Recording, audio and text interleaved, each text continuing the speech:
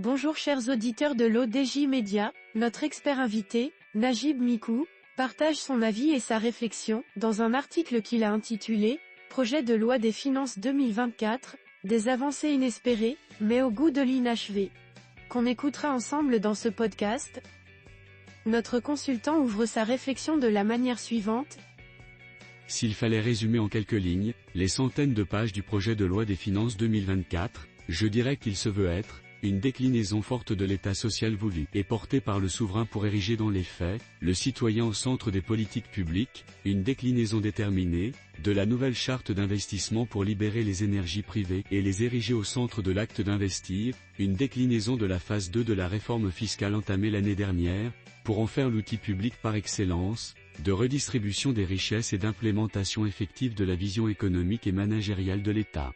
Tout le reste n'est que recadrage et recentrage, pour protéger farouchement des équilibres macroéconomiques nécessaires. Si pour la charte de l'investissement le PLF n'a fait que raccorder et doser des vannes, dans la perspective que la part prépondérante de l'acte d'investir dans notre économie voulue libérale, revienne à terme aux opérateurs privés, sachant que la tuyauterie juridique pour ce faire, a déjà été installée par le gouvernement et le Parlement dans un temps record, les chantiers de l'État social et de la réforme fiscale par contre, relèvent d'une haute voltige pour le moins impressionnante. Notre expert invité met l'accent sur l'importance de ce point en affirmant que pour la composante État social, le PLF 2024 mène de pair et de front, une couverture maladie ciblant 22 millions de citoyens supplémentaires, corrélée à une réforme profonde des entrailles mêmes de tout notre système de santé publique, une véritable réforme de notre système d'enseignement public, un dispositif de soutien direct inespéré à près de 60% des familles, une aide directe à l'accès au logement au profit des familles modestes et de la classe moyenne. Le PLF 2024 atteste donc et sans conteste, que l'État social n'est plus ni vœu pieux ni objectif onéreux, que l'on ressasse et relègue indéfiniment à un long terme qui ne vient jamais. Il est bien là, ici et maintenant. Concernant la composante fiscale, le tour est à la réforme du grand pavé TVA, pour rompre avec plusieurs années de rafistolage bassement comptable. Le PLF 2024 prévoit une simplification par un nombre réduit de taux, une harmonisation par un regroupement homogène de produits et services, et un accompagnement de l'État social par des exonérations significatives. Ceci dit, un goût amer de l'inachevé reste très présent, pressant. Dans des cas, le salut est dans des détails omis, dont on ne peut faire l'économie si l'on veut aller au bout du sens, de la consistance et de l'impact d'une politique sociale d'une telle ampleur. Et dans d'autres cas, le salut est dans la dose ultime et nécessaire de courage à assumer pour faire véritablement conformer notre économie à nos habits d'aujourd'hui. Monsieur Najib Mikou continue de la manière suivante.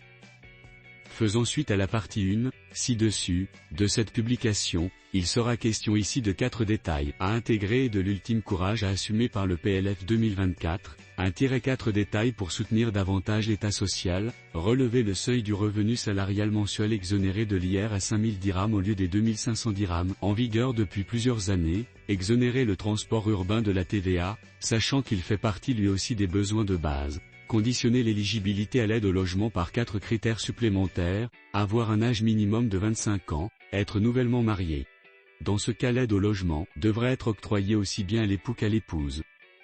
Une telle disposition est de nature à encourager le mariage des jeunes, qui se fait de plus en plus rare, exonérer l'acquisition du logement principal ciblé, par l'aide de l'État, des frais d'enregistrement et de conservation foncière, exonérer de la TVA, les intérêts sur le crédit acquisition du logement principal pour les logements de moins de 2,5 millions de DHS, exonérer de la TVA les achats locaux des primo-exportateurs dès leur première année d'activité comme moyen nécessaire d'encouragement des exportations et de soulagement de la trésorerie des exportateurs débutants.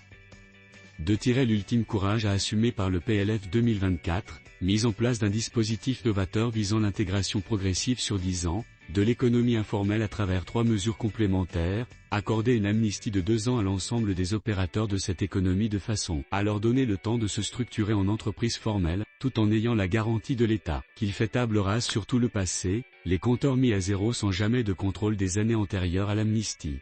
Donner la priorité de formalisation dès la 3e année après l'amnistie, à la déclaration, par l'opérateur devenu entreprise formelle, de ses agents à la CNSS avec un taux de cotisation graduel sur 3 ans, devenir assujetti à l'IS à partir de la 6e année de formalisation de l'entreprise, à travers un mécanisme étalé sur 4 ans, à raison de 5% de l'IS par an, jusqu'à atteindre le taux normal de 20% de l'IS. Cette même logique s'applique à la contribution minimale obligatoire. L'auteur termine son article en ces termes. Notre pays ne peut se contenter de mesurettes disparates et ponctuelles pour intégrer les 77% d'entreprises de l'informel. Elles ne suffiront jamais pour y parvenir. De la même façon qu'il ne peut éthiquement se contenter d'appliquer la loi à seulement 23% des entreprises formalisées. Il y va du sens même de la justice fiscale, de la crédibilité de l'intervention publique dans ce domaine, des recettes fiscales de l'État, des droits sociaux dont des millions de travailleurs sont privés aujourd'hui, et enfin de l'image du pays auprès des investisseurs étrangers.